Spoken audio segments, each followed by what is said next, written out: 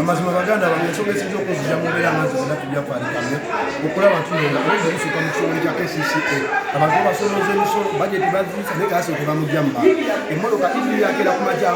abulabuzimu emmotoka kikuba kanso siyenginisiza yenganye ey'omuntu ate nakeera ku makya ate neta bajeti ate kase ate nga bakabisiba ku nsonga y'abatembe tubadde kitalya naye kale ate kuno batuusiza ku bajeti amazima nze ensonga ezo kisobakirizamu maaso nga ndaba ng'abatuuze bange bansinga okugomba mugende maaso ekitongole kya state council nga ndaba ng'ate abantu bansindikira kide bakole bakiti ndi wano wansi ate kiri amazima ofundako ne Jennifer Musu omukyala yalinawo naye nga sobola okukkiriza ebintu naye buno budde ono omukyala aliwo buli kimu akisika akizza wumu abula tetusokolera abantu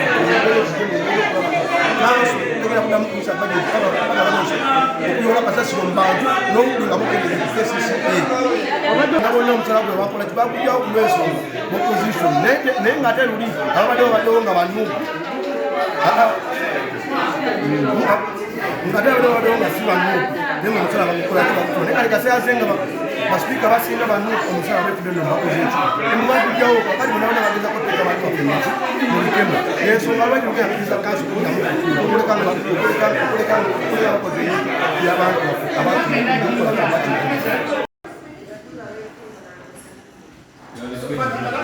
as far as sex is concerned, we are not clarification. When I read page 15, I want to get some clarification.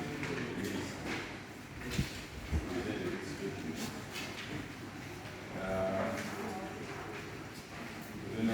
look at number. First of all, honorable members, because we came here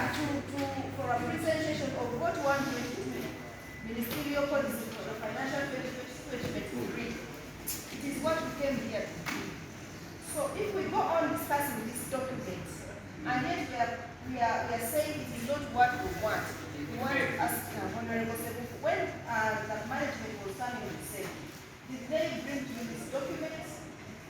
or they brought you the exact document?